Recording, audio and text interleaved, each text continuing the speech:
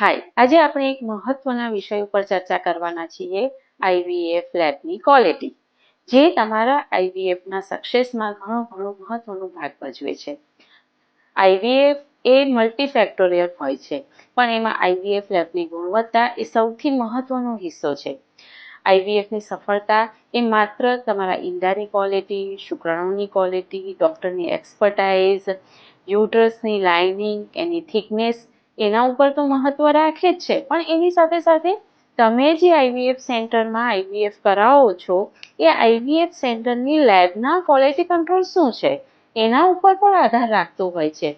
Usually IVF લેબમાં એક control environment હોય છે, જેમાં stable temperature, stable humidity maintain કરવામાં આવે છે. આઈવીએફ લેબમાં મલ્ટિપલ ઇન્ક્યુબેટર્સ હોય છે, જેનું તાપમાન, અંદરની હ્યુમિડિટી અને સ્ટરીલાઇઝેશન પ્રોપર હોવું ખૂબ જરૂરી છે.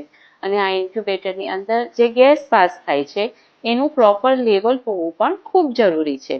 ઘણીવાર આઈવીએફ લેબમાં કે ઇન્ક્યુબેટરની અંદર કોઈ કન્ટામિનેશન આવે છે તો એ એમ્બ્રિયોના ડેવલપમેન્ટને ઘણી માઠી અસર પહોંચાડે છે, કારણ કે તમારા ઈંડા અને શુક્રાણુ ફલન એ આઈવીએફ લેબમાં થાય છે અને 6 દિવસ સુધી આઈવીએફ લેબમાં એની વિકાસ કરવા દેવામાં આવે છે.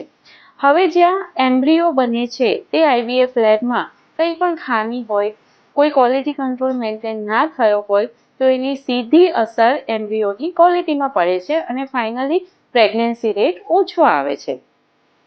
આઈવીએફ લેબમાં યુઝ્યુઅલી સમયાંતરે ક્વોલિટી કંટ્રોલ અને ક્વોલિટી એશ્યોરન્સ કરવું ખૂબ જરૂરી છે અને સ્ટાન્ડર્ડ ઓપરેટિવ પ્રોસિજરને ફોલો કરવી પણ ખૂબ જરૂરી છે.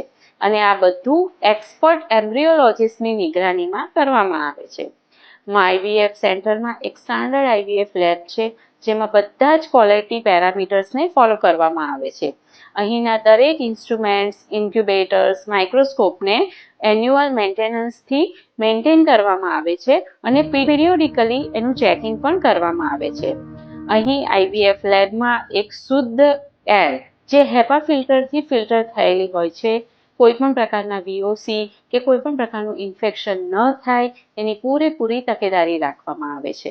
હવે જ્યારે પણ તમે આઈવીએફ સેન્ટર સિલેક્ટ કરો ત્યારે એ આઈવીએફ સેન્ટરની લેબની ગુણવત્તા શું છે એ તમારો પહેલો પ્રશ્ન હોવો જોઈએ, કારણ કે આઈવીએફની સફળતાનું પહેલું પગથિયું એ સારા ગર્ભથી થાય છે અને સારા ગર્ભ એ સારી લેબોરેટરીમાં ડેવલપ થાય છે. Thank you.